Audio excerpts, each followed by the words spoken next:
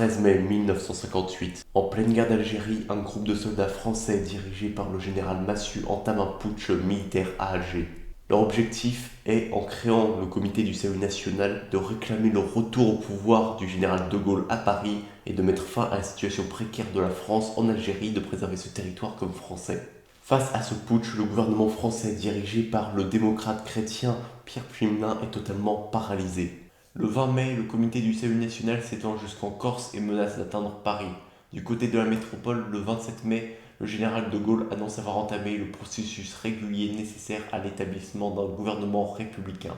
Il cherche à reprendre le pouvoir par des moyens légaux, c'est-à-dire que le général rentre en négociation avec les principaux partis politiques pour prendre la tête d'un nouveau gouvernement. Il réussit à être soutenu par une coalition allant des socialistes de la SFIO jusqu'aux indépendants du CNIP, l'ancêtre lointain de l'UDI. Finalement, le président de la République, René Coty, appelle le général de Gaulle au pouvoir le 29 mai et le 1er juin, l'Assemblée fait entrer en fonction le nouveau gouvernement de Gaulle. Les jours qui suivent, celui-ci obtient les pleins pouvoirs et le droit de modifier la Constitution. C'est la fin de la 4ème République.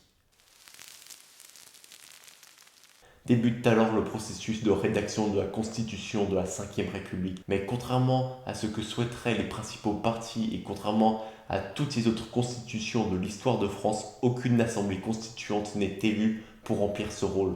De Gaulle veut à tout prix éviter que la nouvelle constitution ne donne trop de pouvoir au Parlement et aux partis politiques. Il délègue donc la rédaction de cette constitution à son ami Michel Debré, devenu ministre de la Justice dans son gouvernement. Il entame avec des juristes le processus de rédaction de cette nouvelle constitution. Celle-ci sera donc semi-présidentielle, c'est-à-dire que le gouvernement reste responsable devant l'Assemblée nationale, mais désormais, en cas d'absence de majorité absolue, le président peut se permettre de nommer le Premier ministre, sans avoir à faire adouber celui-ci par une quelconque chambre législative. D'autres modifications sont évidemment très importantes. Par exemple, les motions de censure doivent être votées par une majorité de députés et les abstentions sont considérées comme des votes donc en faveur du gouvernement. Ensuite, c'est l'ordre du jour des assemblées qui est fixé par le gouvernement dans la majorité des cas, ce qui limite donc l'initiative des députés et sénateurs. Nous pourrions évidemment énumérer les modifications apportées par cette nouvelle constitution qui donne plus de pouvoir à l'exécutif, avec notamment l'article 49.3, mais vous comprenez bien que l'exercice du pouvoir de Charles de Gaulle sera évidemment plus autoritaire que les autres régimes politiques précédents, sans forcément que ce soit péjoratif. 28 septembre 1958. Les Français sont appelés à voter pour le projet de constitution du général de Gaulle. La majorité des partis de droite comme de gauche appellent à voter pour. Même les socialistes de la SFIO soutiennent le général. Mais pourtant, tout le monde ne va pas accepter de voter pour à ce référendum, à commencer par les communistes qui représentaient à l'époque la deuxième force politique du pays. À droite, les populistes de Pierre Poujade appellent eux aussi à voter contre. Et enfin, nous avons une branche des socialistes de la SFIO et de l'UDSR, et enfin certains radicaux dirigés par Pierre Mendès France qui font bande à part de leurs partis respectifs avec des syndicalistes et qui forment l'Union des forces démocratiques et appellent à voter aussi contre. Mais cette union n'aura que peu d'importance car la Constitution sera approuvée à près de 83% des voix. Désormais, l'ère des partis est révolue. Le 21 décembre a lieu l'élection du président de la République et pour la première fois depuis 1848 au suffrage universel, même si celui reste indirect, il est élu par un collège électoral essentiellement composé d'élus locaux. De Gaulle remporte près de 80% des voix quand le candidat communiste en recueille 13% et le candidat de l'Union des forces démocratiques seulement 8%. Et toujours la même année, les élections législatives donnent au général une majorité relative renforcée par l'appui des indépendants de centre droit. Désormais, De Gaulle a une majorité pour gouverner. Mais maintenant que De Gaulle est arrivé au pouvoir, il va falloir revenir sur le terrain qui lui a permis d'accéder au pouvoir, c'est celui de l'Algérie. Le discours du général de Gaulle à ce sujet-là va varier au fur et à mesure qu'il va se rendre compte que la guerre est perdue et qu'il va falloir accepter de plus en plus de concessions aux indépendantistes algériens du FLN. En 1959, il reconnaît déjà le droit de l'Algérie à l'autodétermination et en 1960, il ouvre des pourparlers avec le FLN. Face à un processus qui leur échappe donc complètement, les Français qui veulent rester en Algérie vont commencer à ne plus soutenir le général et de nombreux attentats vont être perpétrés contre les indépendantistes et civils musulmans Mais surtout, en avril 61, un coup d'État est orchestré par 4 généraux dissidents, Maurice Challe, Edmond Jouot, Raoul Salan et André Zeller. Mais ce que l'histoire retiendra sous le nom de coup d'État des généraux va être un échec étant donné que De Gaulle restera ferme sur sa position et prendra des mesures très dures comme la prise des pleins pouvoirs pour s'assurer le total contrôle de la situation. Face à la détermination du général et au soutien populaire à l'égard de celui-ci, le putsch sera un échec. Et finalement, la centaine de membres du putsch seront traduits en justice, même si on a le cas spécial du général Salan, un des 4 généraux leaders du putsch, qui lui est passé dans la clandestinité après le coup d'État et qui est devenu le leader de l'organisation armée secrète qui était, pour vous simplifier, l'organe terroriste militant pour l'Algérie française. Celui-ci est arrêté en 1962 et il subira une simple peine de prison jusqu'en 68. Finalement, la seule solution étant l'indépendance, De Gaulle accorde l'indépendance de l'Algérie dans les accords d'Évian en mars 62, approuvés par les Français à une majorité extrêmement large de 90% des voix. Mais cet abandon de l'Algérie, De Gaulle le paiera très cher vu qu'il sera victime d'une tentative d'assassinat au Petit Clamart le 22 août 1962. Mais quoi qu'il en soit, et malgré cette tentative d'assassinat, la popularité du général est alors à son zénith. Sur les sujets internationaux, les Français font une totale confiance au général afin de résoudre les crises que peut rencontrer la France, notamment vis-à-vis des États-Unis ou à l'égard de la décolonisation. En effet, c'est sous la présidence du général de Gaulle que la majorité des colonies françaises vont devenir indépendantes. En 1958 déjà, lors du référendum sur la 5ème République, c'est la Guinée qui vote contre la 5ème République afin de prendre son indépendance, ce qui sera effectif la même année. Mais le gros de la décolonisation intervient en 1960 où De Gaulle accorde l'indépendance aux différents pays membres de la communauté française, c'est-à-dire essentiellement les pays d'Afrique subsaharienne, d'Afrique occidentale et équatoriale française. Cette transition s'opère globalement dans le calme, avec la concorde des autorités locales, pour la plupart modérées, et les anciens rapports de domination et d'exploitation sont donc abolis, remplacés par des rapports de coopération stratégique économique qui sont bien évidemment discutables au vu de l'opinion des différents États africains à l'égard de la France aujourd'hui. Mais ça, c'est un autre débat sur lequel je n'ai pas envie de revenir aujourd'hui. L'autre axe majeur de la politique du général de Gaulle, c'est l'indépendance de la France donc vis-à-vis des États-Unis avec la volonté de créer une Europe des patries puissantes dont le cœur serait la relation franco-allemande. Ce rapprochement avec l'Allemagne s'était déjà bien fait ressentir sous la mandature du chancelier Adenauer jusqu'en 1962. Mais le problème, c'est que les successeurs d'Adenauer seront beaucoup plus frileux vis-à-vis du rapprochement avec la France et de manière générale, la communauté économique européenne préférera rester sur un rôle essentiellement économique et garder des liens privilégiés à l'égard des États-Unis. Malgré un échec relatif du côté de De Gaulle pour ce qui est de la souveraineté européenne, celui-ci restera constant sur sa volonté d'indépendance de la France vis-à-vis du protectorat américain, comme il l'appelle. Il va tout d'abord chercher à obtenir la bombe atomique grâce aux travaux entamés sous la 4ème République, et d'ailleurs la France se dotera de l'arme atomique en 1960. Et enfin, l'élément le plus important, c'est en 1966 où le général réussit à faire sortir la France du commandement intégré de l'OTAN. C'est-à-dire que la France reste dans l'Alliance Atlantique et est donc proche des États-Unis, mais s'en éloigne tout de même et il va donc spontanément ne plus s'aligner sur les positions américaines, notamment pendant la guerre au Vietnam, et servir donc d'intermédiaire.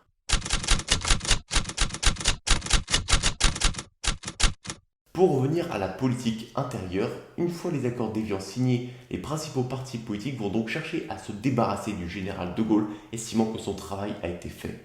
A l'inverse, le président de la République ne compte pas abandonner le pouvoir et en 1962, il décide de remplacer Michel Debré, qui juste là faisait relativement consensus dans la majorité, au profit de son proche collaborateur Georges Pompidou, qui a longtemps travaillé dans la société civile, notamment dans la banque Rothschild, et qui n'est pas adepte des manœuvres politiques partisanes. Il n'est donc pas aussi bien perçu que Michel Debré parmi les composantes non gaullistes de la majorité. Mais pour l'instant, le gouvernement tient grâce au relatif consensus autour des institutions qui permettent de garder la confiance des indépendants et libéraux. Mais lorsque le président décide, le 12 décembre 1962, d'annoncer soumettre au peuple français par référendum un projet d'élection du président au suffrage universel direct, c'est un coup de tonnerre pour les partis politiques et les forces du Parlement qui s'estiment méprisés par ce président. Et en octobre 1962, l'Assemblée nationale adopte la première et unique motion de censure de l'histoire de la 5ème République contre Georges Pompidou. Face à cela, De Gaulle, qui est, comme je l'ai dit, au sommet de sa gloire, décide de dissoudre l'Assemblée nationale et de convoquer de nouvelles élections législatives et renomme Georges Pompidou comme Premier ministre. Hélas, dans ce bras de fer entre De Gaulle et les partis politiques, le bras de fer va se révéler en défaveur de ces derniers. Cette défaite des partis politiques est due d'abord à une désorganisation complète des forces de gauche et du centre. Tout d'abord, à gauche, nous avons une lutte très forte entre les communistes et les socialistes pour se partager l'électorat ouvrier, mais nous avons aussi au centre une division très forte entre toutes ces mouvances centristes, que ce soit les radicaux, les démocrates chrétiens ou même les sociodémocrates de l'UDSR, sans compter sur l'émergence d'une nouvelle force centriste de centre-droit, ce sont les républicains indépendants dirigés par Valéry Giscard d'Estaing. Bref, le résultat de tout ce chantier, c'est une victoire totale des forces gaullistes lors du référendum d'octobre et lors des élections législatives de novembre. Lors de ces dernières, les forces gaullistes de l'UNR et des républicains indépendants obtiennent une majorité absolue des sièges. Bref, tout va pour le mieux dans la France du général de Gaulle. La croissance est au rendez-vous et le chômage est quasiment inexistant. Et cette forte activité économique est due à la fois à la conjoncture économique mondiale très favorable à la croissance, mais elle est aussi due aux répercussions économiques positives du plan Marshall mis en place après la guerre par les États-Unis et qui permet sur le long terme un accroissement de la production. Et pour cause, de 1958 à 1969, la croissance moyenne du PIB par année était de 5,5%, ce qui est extrêmement élevé, notamment comparé à aujourd'hui. Et encore, cette croissance est ralentie par une gestion rigoureuse des comptes publics qui se sont équilibrés sous la présidence de Gaulle, notamment par rapport à la 4ème République. Mais cette croissance économique ne va pas sans une balance commerciale excédentaire, ce qui est totalement inimaginable aujourd'hui. On pourrait donc dire que tout va pour le mieux pour le général de Gaulle, notamment avec ses résultats économiques spectaculaires. Mais on va se rendre compte que le général de Gaulle va commencer à partir de 1965 à rencontrer ses premières difficultés.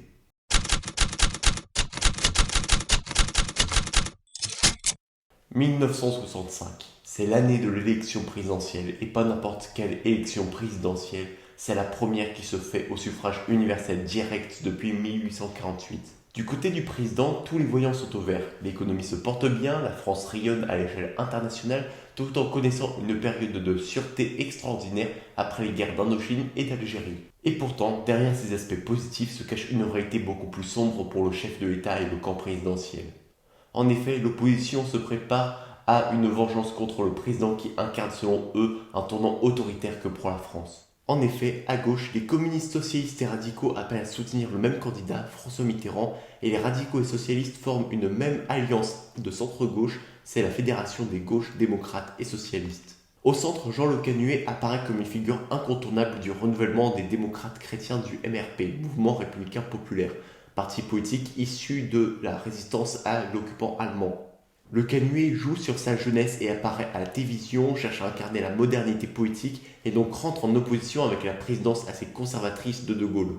Et enfin, pour ne pas les oublier, nous avons pour la première fois la présence de l'extrême droite nationaliste à une élection présidentielle incarnée par Jean-Louis Tixier-Vignancour. Alors lui, il n'a pas de gros parti pour le soutenir et globalement sa campagne sera un échec, même s'il arrive à rallier 5% des voix. Mais non, les principaux candidats ce seront De Gaulle, Mitterrand et Jean Le Canuet. Finalement arrive le 5 décembre 1965, le jour fatidique du premier tour. Ce jour-là, le président est stupéfait de ne recevoir qu'à peine 45% des voix. À côté, les socialistes en reçoivent une trentaine, ce qui n'est pas surprenant au vu du nombre de partis qui soutiennent Mitterrand. Mais surtout, la grosse surprise vient de Jean Le Canuet qui obtient plus de 15% des suffrages.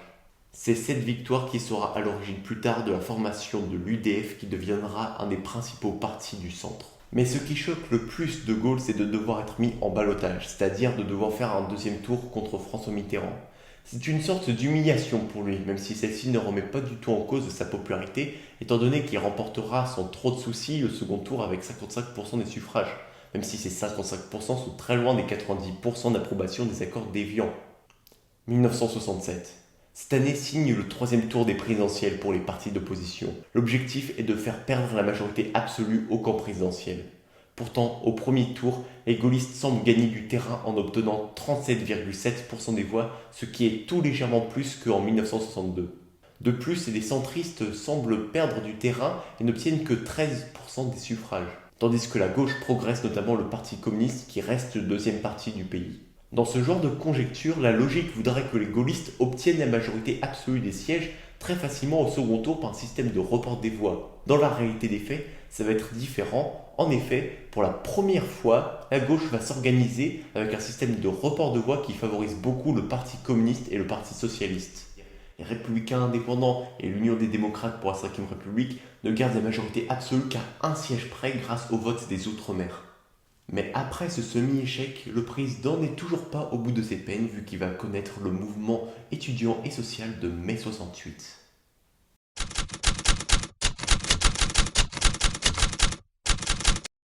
22 mars 1968. Les premières contestations étudiantes débutent à la faculté de Nanterre. Un des meneurs de cette contestation est l'étudiant en sociologie et futur écologiste reconnu Daniel Cohn-Bendit. Les étudiants réclament la libération d'un de leurs camarades arrêté pendant une manifestation contre la guerre du Vietnam. Les étudiants bloquent l'université à partir du 2 mai et le lendemain, le mouvement est étendu à la Sorbonne et des étudiants de gauche commencent à en prendre le contrôle. C'est alors qu'à Paris commencent ces manifestations violentes entre étudiants et forces de l'ordre. Cette agitation apparaît vite comme marqueur du malaise que vit cette nouvelle génération d'étudiants. Ils critiquent aussi bien les inégalités sociales que les valeurs conservatrices de l'Église et du régime gaullien qui leur apparaît de plus en plus autoritaire. Mais si jamais vous pensez que c'est une simple pensée de Bourges, il faut quand même relativiser par rapport à la situation d'alors. Par exemple, à la faculté de Nanterre, celle-ci était entourée de bidonvilles, ce qui rentre en contraste avec l'origine sociale souvent favorisée des étudiants et qui favorise cette sensation de malaise social. Pour la critique des mœurs de la société, je rappelle tout de même qu'à l'époque, on était considéré comme mineur jusqu'à 21 ans. L'enseignement n'était pas mixte et l'homosexualité était interdite, sans parler même de l'avortement qui n'était pas légalisé.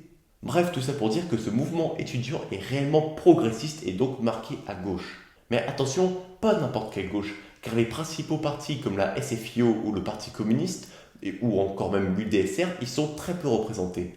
A l'inverse, nombre de partis anarchistes, communistes, maoïstes, trotskistes, voire socialistes autogestionnaires sont représentés dans ce mouvement, avec par exemple pour les socialistes autogestionnaires, une très grande implantation du PSU, Parti socialiste unifié, dirigé par Michel Rocard, futur Premier ministre. 13 mai. Une manifestation est organisée contre les violences policières et à l'occasion une journée de grève générale est organisée. Commence alors la seconde phase du mouvement, c'est la phase sociale. Les grèves se multiplient partout en France, notamment dans l'industrie. Le 22 mai, la France recense plus de 10 millions de grévistes, ce qui est le nombre le plus élevé lors d'une grève générale. Les principaux partis politiques et syndicats de gauche vont alors rentrer dans le jeu.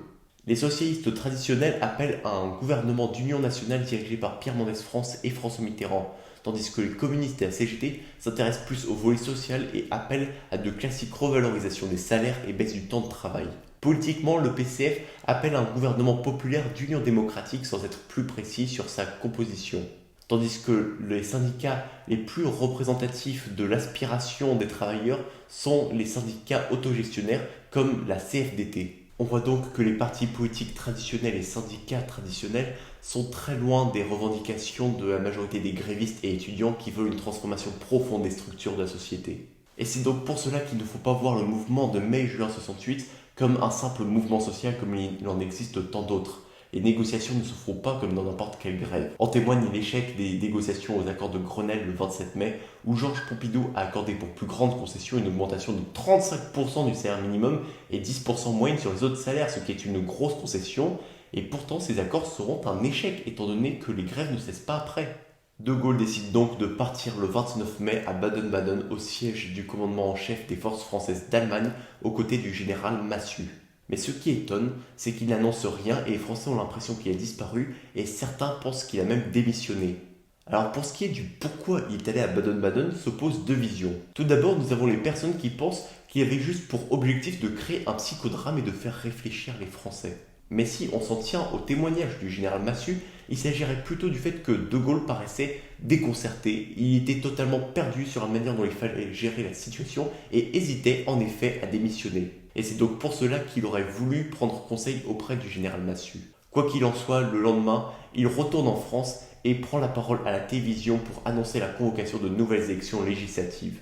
À côté, les gaullistes se mobilisent le soir du 30 mai et 500 000 manifestants se donnent rendez-vous aux Champs-Élysées. Finalement, De Gaulle finit par remporter une majorité absolue à l'Assemblée, et même la plus grande qui n'ait jamais remporté, le 30 juin, et le mouvement populaire s'estompe peu à peu.